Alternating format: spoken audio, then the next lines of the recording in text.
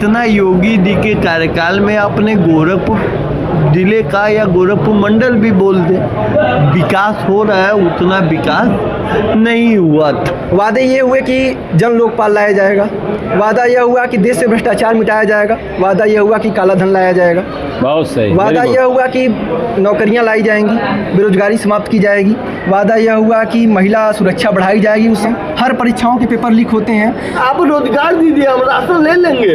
ये एक सरकार के लिए मुझे तो लगता है कि धन उगाही का एक माध्यम है। तंत्र का जो प्रमाण है वो सत्ता का बदलाव है। मनमोहन सिंह की देन है कि इस समय देश में इतने फ्लाईओवर और सड़कें जो बन रही हैं उन्हीं की लिबर्टी का ही नतीजा है। हम लोग बड़े बड़े चेहरे को चुनते हैं और इससे क्या होता है कि हमारा लोकल लीडर जो है दब जाता है। मोदी जी जब से आए हैं 2014 से सबसे डिजिटलाइजेशन बहुत हुआ है, तो क्यों नहीं वोट को भी डिजिटलाइजेशन किया जाए।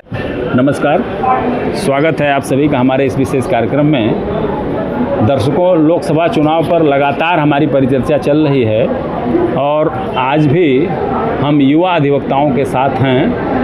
उत्तर प्रदेश राज्य के गोरखपुर सिविल कोर्ट में हम इस समय हैं और यहाँ के अधिवक्ताओं से हम बातचीत करेंगे कि क्या विचार रखते हैं वो लोकसभा चुनाव को लेकर के।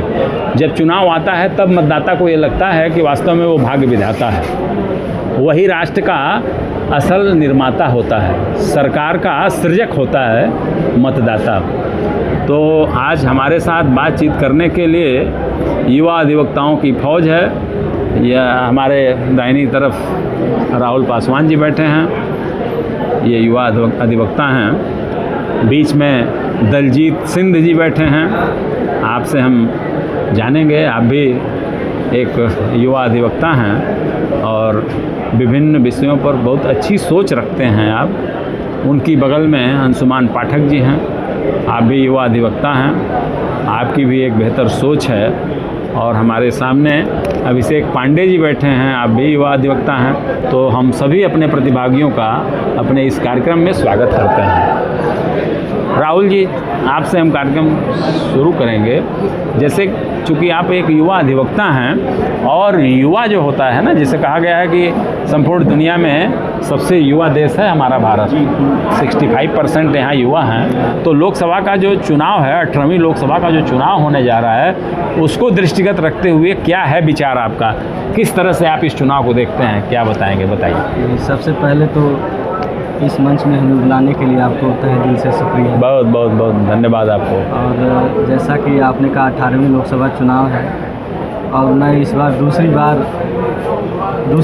बार मत का प्रयोग करेंगे आप? दूसरी बार मत का प्रयोग करूँगा। तो मुझे बहुत खुशी है और मुझे इस बार मेरा ये अनुभव रहा है कि हमें चुनाव बहुत बड़े चेहरे को देखकर नहीं करना चाहिए, क्योंकि हमें संविधान द्वारा जो भी प्रावधान दिया है कि हम अपने प्रतिनिधि को चुनें। बिल्कुल, बहुत सही, तो वेरी गुड। हम लोग क्या करते हैं कि हम लोग बड़े बड़े चेहरे को चुनते हैं और इससे क्या होता है कि हमारा लोकल लीडर जो है दब जाता है। अगर मतलब जो प्रतिनिधि आपका है जी, वो स्थानीय जो आपके समीप का हो, जो आपके विचारों से एक समानता रखता हो, इसको आपको देखना है। चाहे कोई भी दल हो, चाहे वो राष्ट्रीय दल हो, चाहे वो क्षेत्रीय दल हो, लेकिन जो वो कैंडिडेट उतारता है वो आपके हिसाब का होना चाहिए। हिसाब के होना चाहिए। हमारा मानना है मोदी कितना भी बुरा हो, लेकिन वो अपने संसदीय क्षेत्र के लिए बहुत बेहतर साबित होंगे। बिल्कुल। योगी कितने भी बुरे हों अदर राज्यों के लिए, अदर जगह के लिए, लेकिन अपने यहाँ गोरखपुर के लिए अच्छे साबित हैं, अच्छे लीडर हैं। सरदार जी, केजरीवाल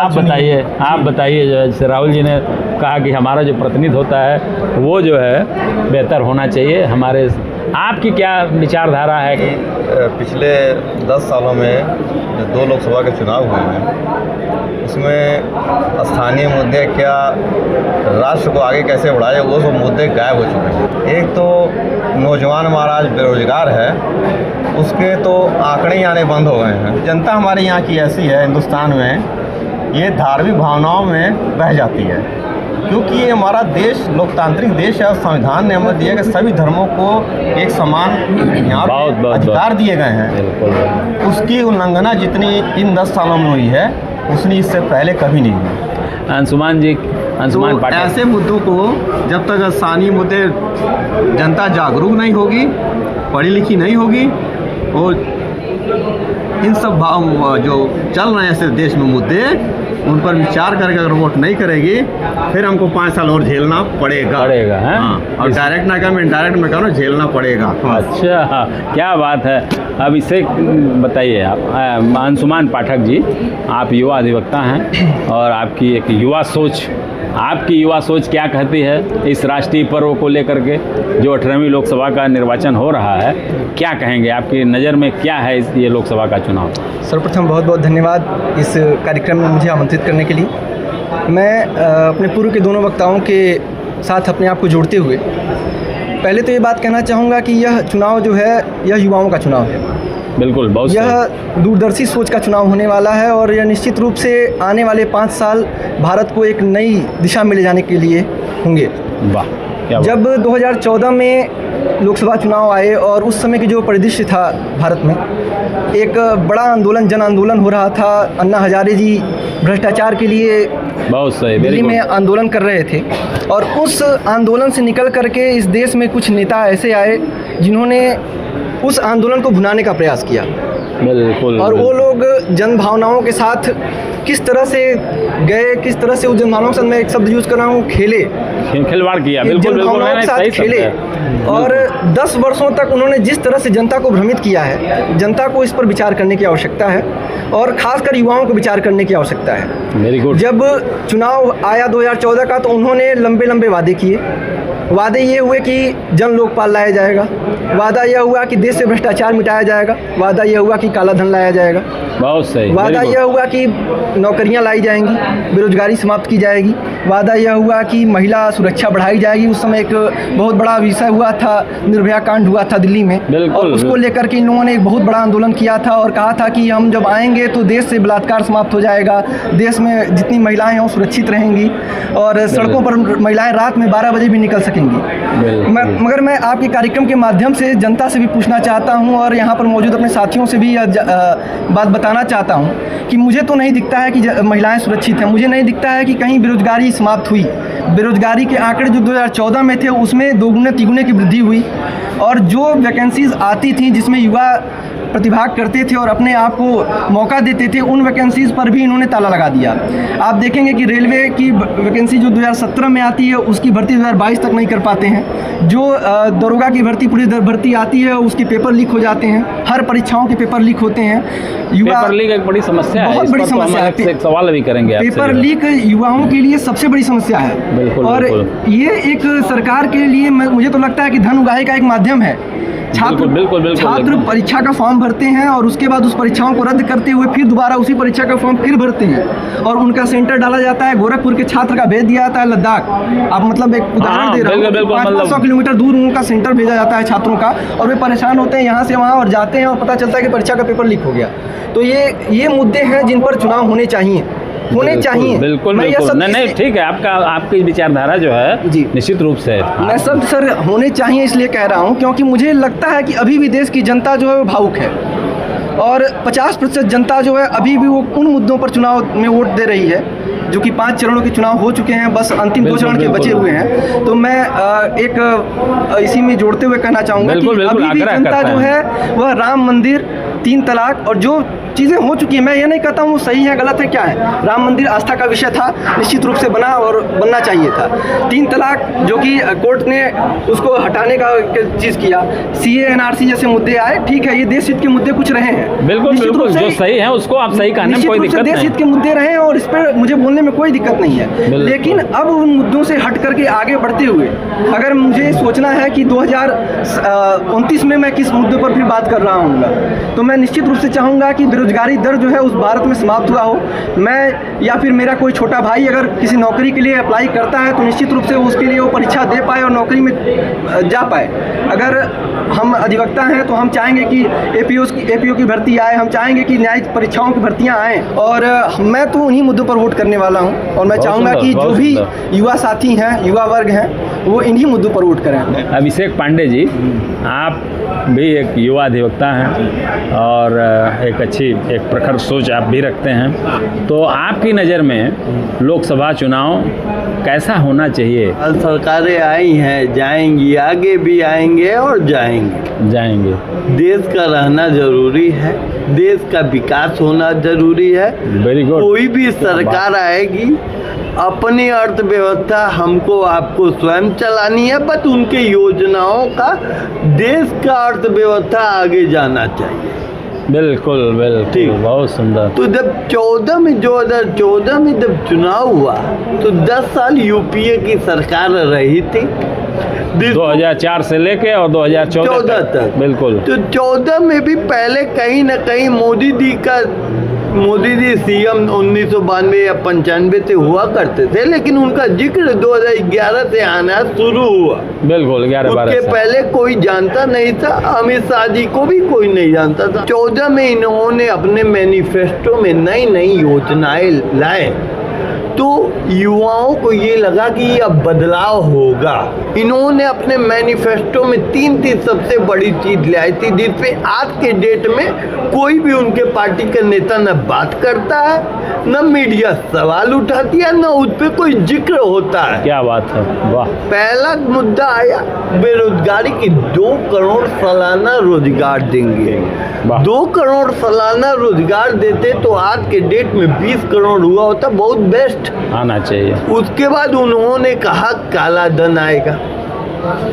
उसके बाद जो सबसे बड़ी थी महंगाई पे अंकुश, क्योंकि जब कच्चे तेलों का बैरल का दाम 84 रुपया बैरल हुआ करता था 2013 में, बिल्कुल, और पेट्रोल का दाम 92 रुपया हुआ होता था, तो भाजपा के नेता को महंगाई नजर आती थी। आज के डेट में कोई गूगल पे जाके चेक कर लेगा, पॉइंट की बात करो, क्या बात है। 43 रुपया बैरल का तेल, कच्चा तेल हो गया, तब भी 96 रुपया पेट्रोल है। 62 से 96 तब भी पेट्रोल 96 रुपया है बैरल। कच्चे दाम की तेल कम हुआ है, लेकिन उस पे रेट पे कोई ध्यान नहीं देता है। और भाजपा के दो ही चेहरे हैं जिस पे वोट पड़ता है। कोई भी कहेगा हम कमल को वोट डालेंगे, उनको ये भी नहीं पता होगा उनका कैंडिडेट कौन है, बिल्कुल, वो सांसद बनने योग्य है कि नहीं है। वाह। कोई बाहरी से आता है, ऊपर अपना साठ गांठ बना के टिकट पा लेता है और चुनाव जीत के अपने गंतव्य स्थान को चला जाता है। आप किसी को गुमराह 1 बार बना सकते हैं, 2 बार बना सकते हैं। ये हमारा देश लोकतांत्रिक है, तानाशाही नहीं है। बिल्कुल बिल्कुल। 5 साल में एक मौका हमें मिलेगा, वो हमारे हाथ में है, तो सत्ता का परिवर्तन होना जरूरी है। जितने भी इन्होंने अपने मैनिफेस्टो पे कभी कोई चर्चा नहीं होती है, कभी कोई डिबेट नहीं होती है। इनके 2 कार्यकाल रहे हैं, राम मंदिर की बात है, हम उसका भी समर्थन करते हैं, आस्था का भी है, लेकिन हम वहाँ तभी जाएंगे जब मेरी अर्थव्यवस्था सुदृढ़ होगी। बात रही राशन की, 5 किलो राशन दो। इस चुनाव में सबसे बड़ा चेहरा कोई व्यक्ति नहीं बना है, राशन बन गया है। 5 किलो राशन से आप जीवित भी नहीं रह पाएंगे। रोजगार रहेगी, मेरी घर की अर्थव्यवस्था सही रहेगी, हम राशन खरीद लेंगे। विनीत जी, चुनाव को लेकर के जो आपकी सोच है क्या है, क्या बताएंगे? आप सभी को प्रणाम और बहुत बहुत धन्यवाद इस कार्यक्रम में आमंत्रित करने के लिए। बिल्कुल। इस देश की जो आबादी है वो सर्वाधिक आबादी युवाओं की है। बिल्कुल बिल्कुल। तो बिल्कुल। चुनाव युवाओं के ही इर्द गिर्द होता है, लेकिन आज के परिदृश्य में देखा जाए युवा बेरोजगारी जो चल रही है उसमें उनको बेरोजगारी एहसास ना हो, उनके सबसे बड़ा रीज़न है उनको 1.5 GB डाटा। डाटा तो खैर बहुत अच्छी चीज़ है और उससे हम चाहें तो बहुत सी चीज़ें कलेक्ट कर सकते हैं, बहुत आगे जा सकते हैं, लेकिन सबसे बड़ा जो दिक्कत है हमने उसका सदुपयोग कम किया, दुरुपयोग ज़्यादा किया। तो ये जो चुनाव हो रहा है युवाओं को इसमें बढ़ चढ़ के हिस्सा लेना चाहिए, और मुद्दे क्या हैं पार्टी और उनके नेता के, ये जो सबसे ज़रूरी चीज़ है उस पर ध्यान देना चाहिए। कोई नेता 3 बार जीत गया, 4 बार जीत गया और हम सिर्फ इसलिए जिता रहे हैं उसको कि वो हमारे जात का है, तो ये युवाओं की दुर्बलता है यहाँ पे। तो हम बिल्कुल युवाओं से अपील करेंगे और खुद को भी मोटिवेट कर रहे हैं कि हम लोग को इन सब चीज़ों से बच के ऊपर उठ करके, इस समय से ऊपर उठ करके हम कि लोकतंत्र का जो प्रमाण है वो सत्ता का बदलाव है। बिल्कुल। 5 साल तो 10 साल पे तो जरूर होना चाहिए। राहुल जी, आप बताइए, इस चुनाव में बेरोजगारी कितना बड़ा मुद्दा बनेगा, क्या कहेंगे आप? बेरोजगारी एक बहुत बड़ा मुद्दा है। इन चीज़ वोटर्स हैं, वोटर्स जो है अपना सही कैंडिडेट नहीं चुनते हैं। जैसा कि यहाँ बात हो रही है कि अपने लोकल लीडर को नहीं चुन रहे हैं, तो जब हम अपने लोकल लीडर को चुनेंगे नहीं, इसलिए हम तो इसलिए मतलब कुल मिला के जो है आपका जो चेहरा है लोकल, जिस पर आप फोकस कर रहे हैं, एकदम लोकल सर। और जो स्थानीय कैंडिडेट है वो आपकी बात मानेगा, उससे आप अपनी बात कहलवा सकते हैं। हम कहेंगे, हम अगर हमारी बात नहीं मानेगा, दूसरा कैंडिडेट मानेगा, उसे हम वोट करेंगे। वो सब सरदार जी, आप बताइए, जो है आपकी दृष्टि में मुद्दे क्या हैं, बताइए। बेरोजगारी का मुद्दा तो पिछले 10 साल से चल ही रहा है। बिल्कुल बिल्कुल। भयंकर बेरोजगारी इस समय देश में है। 2013 में कांग्रेस की जब सरकार थी, मनमोहन सिंह प्रधानमंत्री थे, तो खाद्य सुरक्षा अधिनियम के तहत एक बहुत अच्छी मतलब उन्होंने स्कीम उसमें बनाई थी कि गरीब जो है हमारे यहाँ का भूखा ना रहे, उसका पेट भर जाए। बिल्कुल।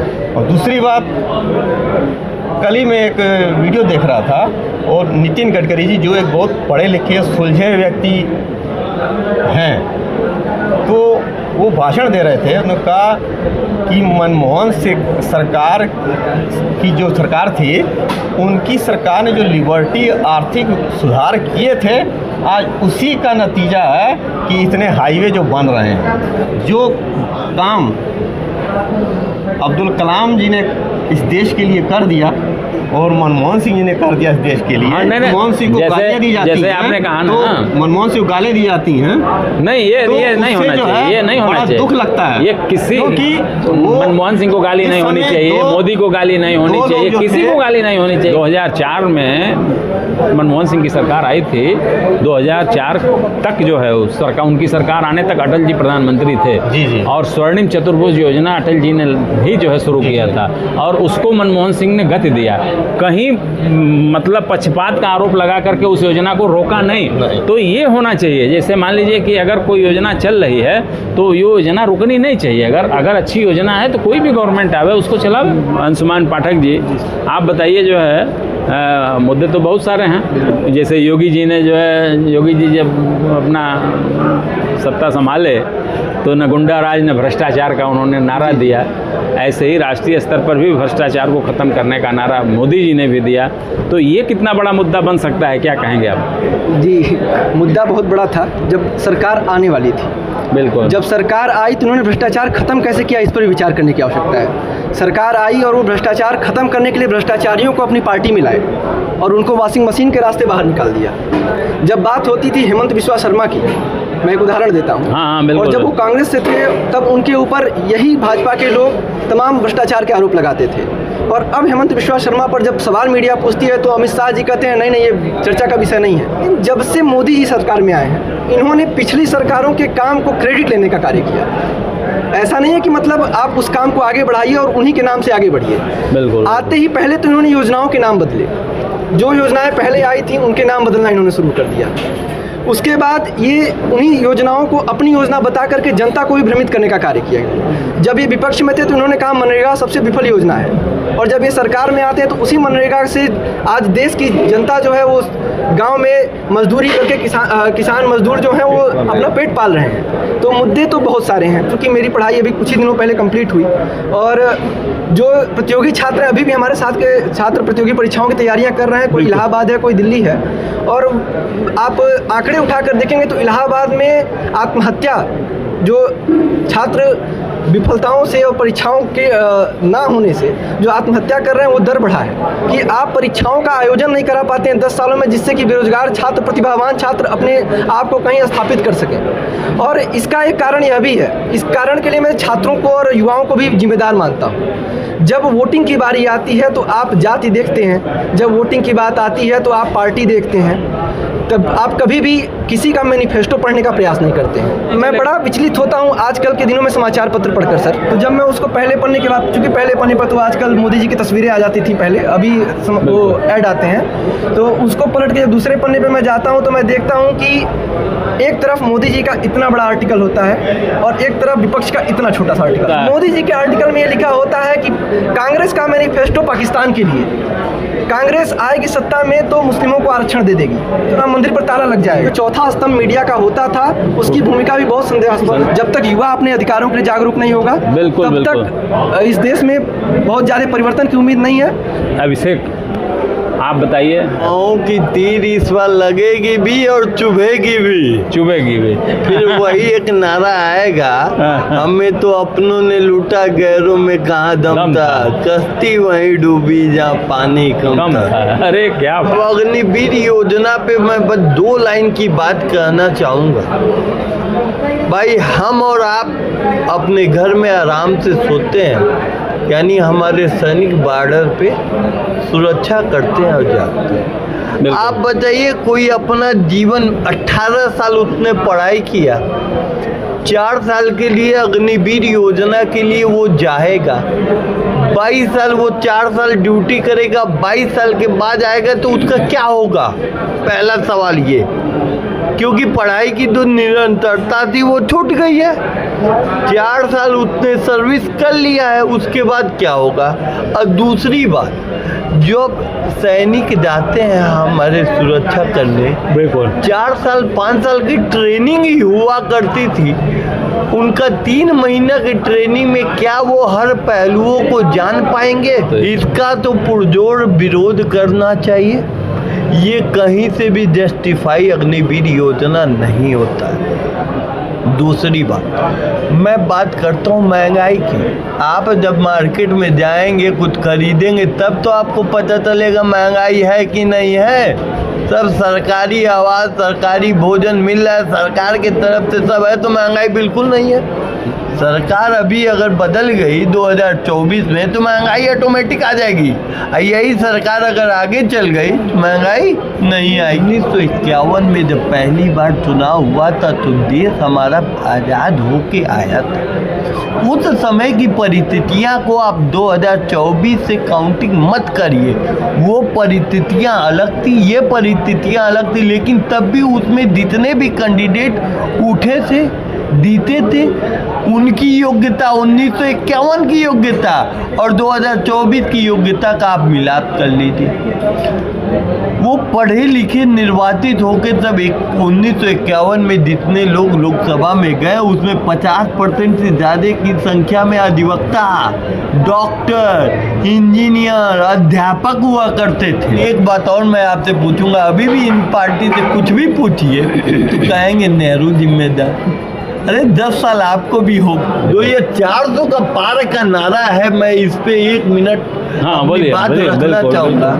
लोकतांत्रिक में जितना देश का चुना हुआ सरकार की जरूरत है, उतना ही विपक्ष का भी होना जरूरी है। बिल्कुल, तभी सामंजस्य बना रहेगा। अच्छा बताइए, जो है पासवान जी, आप लोकल मुद्दे को आपने प्रमुखता दिया है, तो अगर मैं आपसे ये जानना चाहूँ कि अब इस समय जहाँ हम लोग बैठे हैं गोरखपुर, तो गोरखपुर इस समय सत्ता का केंद्र है।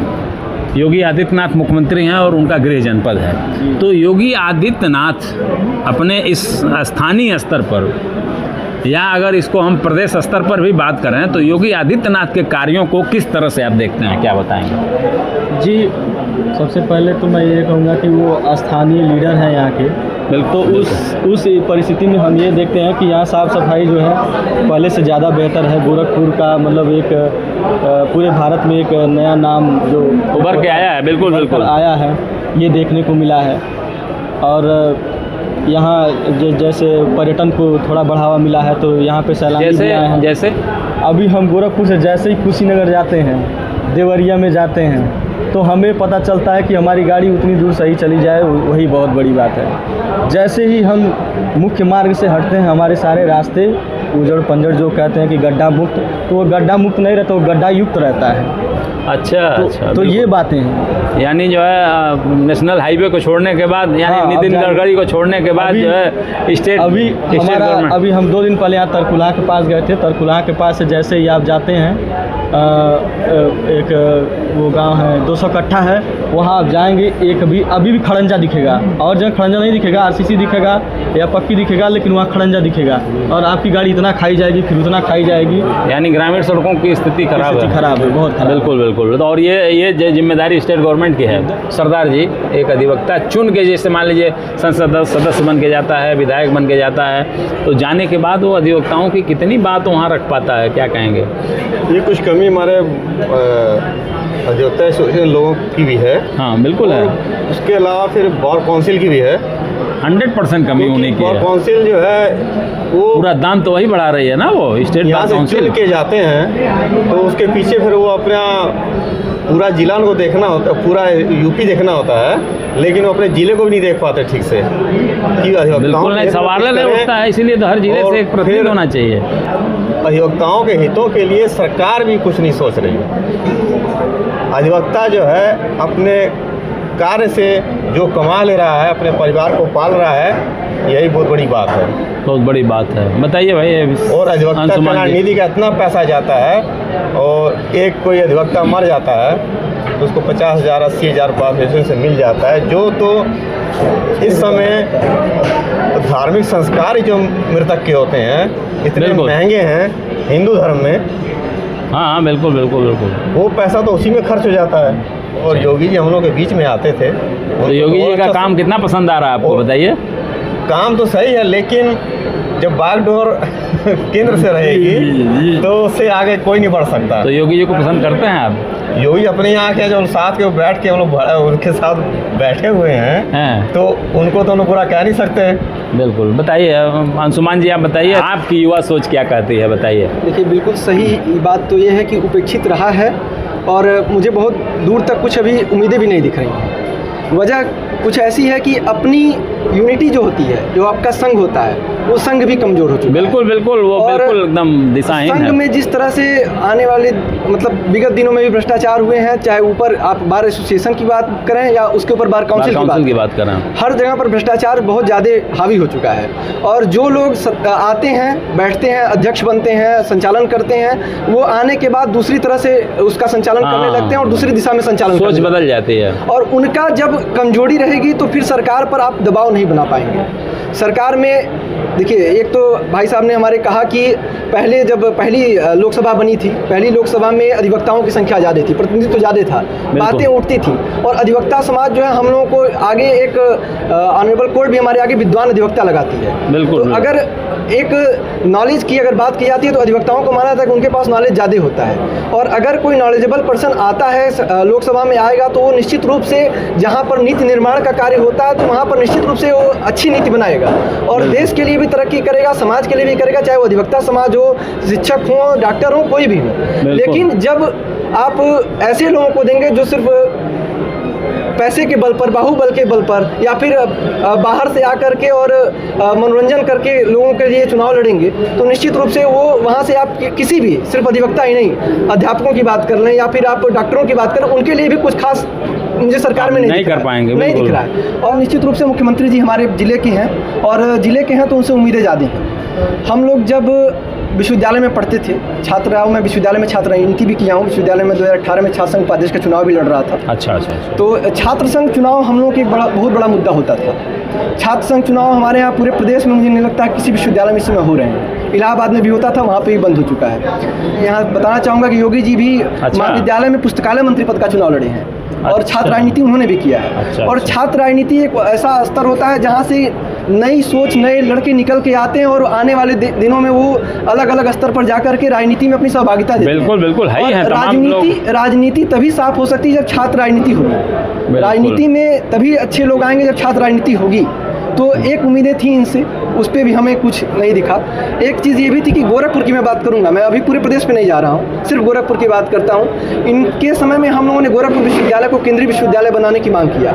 जब ये सांसद थे तो वो उस आंदोलन में आकर के धरने पर बैठे, और वहाँ पर उन्होंने समर्थन दिया कि केंद्रीय विश्वविद्यालय बनना चाहिए। जो गोरखपुर विश्वविद्यालय देश में एक अच्छा स्थान रखता था, जहाँ से बहुत से अच्छे न्यायाधीश निकले हैं, जहाँ से बहुत अच्छे डॉक्टर निकले हैं, बहुत से तमाम लोग निकले हैं, उसकी स्थिति को इन्होंने बहुत नीचे कर दिया है। और उसकी स्थिति यह है कि परीक्षाएं आज होती हैं और परिणाम जो है 1 साल बाद निकलते हैं। मुख्यमंत्री जी कहते हैं कि हमारी सरकार में जो है जीरो टॉलरेंस है और अपराधी भाग खड़े हुए हैं। समाचार पत्र उठाइए और प्रतिदिन के समाचार पत्रों में पाएंगे कि अपराध बढ़ ही रहा है, कम तो नहीं हो रहा है। अपराध दर के आंकड़े जब आप उठाएंगे तो बढ़ ही रहे हैं, कम नहीं हो रहे हैं। उसको निपटने का भले ही अपराधी मारे जा रहे हो, लेकिन अपराधी का आंकड़ा और जो है। एक चीज और भी है, एक अधिवक्ता होते हुए मैं इस बात को उठाना चाहूंगा, जो इनकी बुलडोजर नीति है, क्या वह सही है? इस पर अधिवक्ता विचार करें। शेख जी, आप बताइए, योगी जी के, चूंकि सारे लोगों ने योगी जी के जो लोकल उनका जो कार है उस पर जो है हमने सबसे सवाल किया है। एक पुरानी कहावत होती है कि 3 ही पद होता है, PM CM DM।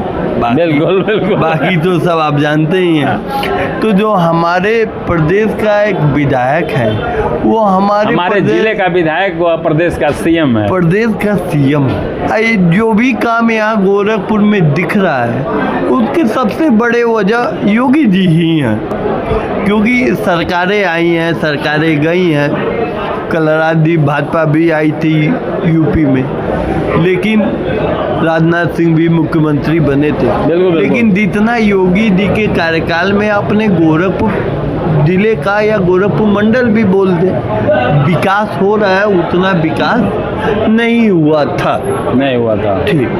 दूसरी बात रही, एक जिसमें योगी जी की सबसे बड़ी कमी है, स्टेट गवर्नमेंट की हर परीक्षाएं लीक हो जा रही है। कमेटी शाम को बना दी जाती है, कमेटी की क्या रिपोर्ट आती है किसी को पता नहीं चलता है, न वो रिपोर्ट कहीं प्रकाशित होती है, क्या हुआ, किस पे कार्रवाई हुआ, कोई नहीं। गलती तो लोकसभा चुनाव में इस पर इसका क्या असर पड़ेगा? लोकसभा चुनाव में इसका असर इसलिए पड़ेगा सर, हमारे अगर आपको दिल्ली की कुर्सी पे बैठना है तो रास्ता उत्तर प्रदेश से ही होके जाना है। जो योगी जी के कार्य हैं, ये लोकसभा चुनाव में निर्णायक होगा। क्योंकि अभी भी ठीक है, मोदी जी, जैसे मोदी जी का हम लोगों ने बात किया, मोदी चेहरा, वैसे हमारे प्रदेश में अभी नंबर 1 पे अगर प्रदेश की बात करेंगे तो योगी जी का ही चेहरा सामने आता है। यहाँ के वोटर में 100% में 70% योगी जी पे जाते हैं। भाजपा की कभी भी सरकार आई है, कोई भी, अटल जी भी आए हैं, कल्याण सिंह भी आए हैं, राजनाथ सिंह भी आए हैं, रोजगार पे भाजपा कभी एक्टिव नहीं रही है। अभी मैं 2 दिन पहले पढ़ रहा था, 2023 का ह्यूमन डेवलपमेंट इंडेक्स मानव विकास सूचकांक में भारत का स्थान 134 है। बिल्कुल 134 हमसे अच्छा बांग्लादेश का है। हमारी मीडिया पाकिस्तान की गरीबी दिखाती है, पाकिस्तान का 106 है। बिल्कुल बिल्कुल, बांग्लादेश का 96 है। तो आखिर ये इंडेक्स क्या बता रहा है? बिल्कुल जमीनी जैसे क्या हो रही है, जमीनी हरकत पे अब कोई बात नहीं हो रही है। कहाँ पे सिर्फ आंकड़ों में बात हो रही है, सिर्फ आंकड़ों में बात हो रही है। ये हो जाएगा, वो हो जाएगा, कौवा कान ले गया, कोई उस पर ध्यान नहीं दे रहा है। क्या हुआ, क्या जरूरत है, किसी पे बात नहीं हो रही है। और सबसे बड़ी बात, मैं अब पार्टी की बात छोड़ के अपने मतदाताओं की बात कर रहा हूँ। बिल्कुल बिल्कुल, मतदान का प्रतिशत बढ़ा है, इस पर क्या कहेंगे? मतदान का प्रतिशत इसलिए क्या हो रहा है, मतदान देने में आधा से अधिक लोग सबसे बड़ी लापरवाही करते हैं, जिसका एक सबसे बड़ा थिंक है कि हमारे एक वोट से होगा क्या। ये सोच जो है, ये जो सोच है, उस सोच को बदलनी पड़ेगी कि एक एक बूंद से ही घड़ा बढ़ता है। आप सरकार को दोष दीजिए, लेकिन आपने भी क्या किया है वो आप भी निर्धारित करिए। बिल्कुल बिल्कुल, मतलब हम अपना काम नहीं करेंगे, खाली सरकार आप भी बूथ से थोड़ा सा किनारे गए, कोई जेब में कुछ डाल दिया, आप भी बदल गए। उस समय कुछ सरकार की याद नहीं आ रही है, उस समय अपनी याद आ रही है। तो उसका भी थोड़ा सा देखना पड़ेगा। स्वतंत्र अपने दिमाग से अपने मतदान का प्रयोग करें और मतदान जरूर करें। मतदान जरूर करें, इसीलिए है, इसका हम भी समर्थन करते हैं। पहले मतदान फिर जलपान। बताइए राहुल जी, लोग मतदान करें, घरों से निकलें, क्या कहेंगे? लोकतंत्र को मजबूत करें। सबसे पहले तो ये जानना होता है कि क्यों गिर रहा है, क्यों गिर रहा है? हाँ बताइए, बिल्कुल बताइए। तो सर सबसे ज़रूरी चीज़ है कि 2014 में जब मोदी जी आए थे तो लगभग हर घर में 3 वोट तो फिक्स था कि मोदी को जाएंगे। 4 वोट हैं तो 3 वोट फिक्स था 2014 में। इतना उत्साह था, हर जाति और हर धर्म के एकदम बिल्कुल धड़ल्ले से। लेकिन 2014 जैसे बीता, तमाम सारी नोटबंदी किए, GST लागू किए, तमाम सारी योजनाएं लागू की हैं, जिसमें से कुछ योजनाएं सफल भी रही, उसमें भ्रष्टाचार भी हुआ है, मतदाता निराश है। सरदार वोट डालता है कि नहीं डालता? मैं सिविल डिफेंस से भी जुड़ा हूँ, बिल्कुल। तो हम लोग तो जिलाधिकारी के निर्देश पे रैली भी निकालते हैं। अच्छा, 2-3 रैली निकल चुकी हैं। अच्छा, जागरूकता रैली निकालती हैं और मतदाताओं को जागरूक करते हैं कि आप किसी पार्टी को मतदान करें, उससे मतलब नहीं हमारा, लेकिन करें, लेकिन मतदान जरूर करें, क्योंकि ये 5 साल में या विधानसभा चुनाव होते तब ये पर्व आता है। बिल्कुल बिल्कुल, तो मतदान जरूर करें। राष्ट्रीय पर्व है, तो मैं आपके इस YouTube चैनल के माध्यम से सबसे निवेदन करना चाहता हूँ यहाँ पे भी कि मतदान जरूर करें। देश में क्या बदलाव लाना है। बताइए, फाइनली आपसे हम क्लोज कर देंगे, बताइए। सर, ये तो बहुत दुर्भाग्यपूर्ण रहता है। मैं हर वर्ष देखता हूँ कि जब भी चुनाव होते हैं और अगले दिन जब समाचार पत्रों के माध्यम से देखा जाता है, टीवी के माध्यम से देखा जाता है, तो 50 से 55% के आसपास की वोटिंग होती है। और जो 45% लोग घर से नहीं निकलते हैं, किन्हीं कारणवश नहीं निकलते हैं, वो 45% लोग ही सवाल ज़्यादा पूछते हैं। वोट प्रतिशत बढ़ाना होगा, इस पर सरकारों को भी विचार करना चाहिए, चुनाव आयोग को भी विचार करना चाहिए और थोड़ा सा सरलता भी लाना चाहिए इस पे। अभी फ़िलहाल तो जो चुनाव हो रहे हैं, अब तो 2 ही चरण बचे हुए हैं और इसमें हम अपील ही कर सकते हैं जनता से कि ज़्यादा से ज़्यादा वोट करें। लेकिन आने वाले चुनाव में जो 2027 के विधानसभा चुनाव होंगे या फिर अन्य जो भी चुनाव होते हैं, उसमें किस तरह से आप इसको और सरल बना सकते हैं। थोड़ा सा एक चीज़ें ये भी होती हैं कि जिन लोगों की चुनाव में ड्यूटियाँ लग जाती हैं, उनके वोट नहीं पड़ पाते हैं। कुछ लोग ऐसे होते हैं। और सर, एक चीज़ ये भी होती है, वोटर लिस्ट से नाम गायब होते हैं। हाँ, ये वोटर लिस्ट से नाम गायब होते हैं और बहुत लोकल स्तर पे चीज़ें होती हैं। जो BLO बूथ लेवल ऑफिसर्स होते हैं, उनसे गलतियां हो जाती हैं, स्थानीय प्रतिनिधियों से गलतियां हो जाती हैं, लोग जुड़वा नहीं पाते हैं, अपना नाम नहीं डाल पाते हैं, तो बहुत से लोग एलिजिबल होते हुए भी वोट नहीं दे पाते हैं, जो चाहते हैं कि वोट देना। तो कई दृष्टि से कमियां हैं, सारी दृष्टि से कुछ तो लोग और उन कमियों को सुधार करके आने वाले दिनों में इसको और अच्छा करने की ज़रूरत है। और मैं निवेदन करूंगा आपके चैनल के माध्यम से कि जितने भी साथी हमें देख रहे हैं, 1 तारीख को जो वोटिंग होनी है गोरखपुर में, गोरखपुर हमारे ज़िले में, आप सभी लोग अपने घर से निकल कर जाइए, प्रातः जाइए, जितनी जल्दी हो सके जाइए। गर्मी का समय है तो आप जल्दी जाएंगे, बूथ तक पहुँचेंगे तो उतनी जल्दी आप अपने घर को वापस भी आएंगे। तो जो सभी लोगों ने कहा कि पहले मतदान फिर जलपान, उसी बात को मैं आप सभी से कहना चाहूँगा। और निश्चित रूप से देश निर्माण में आप लोग वोट करिए, आने वाले 5 सालों के लिए योजनाएं बनाने में अपना वोट करिए और भारत को एक विकसित भारत बनाने में अपना योगदान दीजिए। और ये अब मैं चुनाव आयोग पे एक बात रखना चाहता हूँ। बिल्कुल, चुनाव आयोग संवैधानिक निकाय है। चुनाव आयोग से एक मेरी सिफारिश भी कह सकते हैं, सुझाव भी कहते हैं, क्यों नहीं वोट को भी डिजिटलाइजेशन किया जाए। उससे क्या होगा कि इंसान कहीं, जैसे क्या होता है, कहीं से बैठ के आदमी वोट डाल देगा, जैसे वोट का परसेंटेज है सीधे डबल हो जाएगा। एक दूसरी जो सबसे बड़ी बात है, एक देश एक चुनाव। जैसे आप देखते होंगे लोकसभा का चुनाव और विधानसभा के चुनाव से ज़्यादा इंटरेस्ट लोग पंचायत के चुनाव में लेते हैं। तो अगर एक ही चरण में एक ही बार सब हो जाएगा तो जो मुखिया का वोट डालने आया वो आप अपना विधायक भी सुनेगा, लोकसभा का सांसद भी।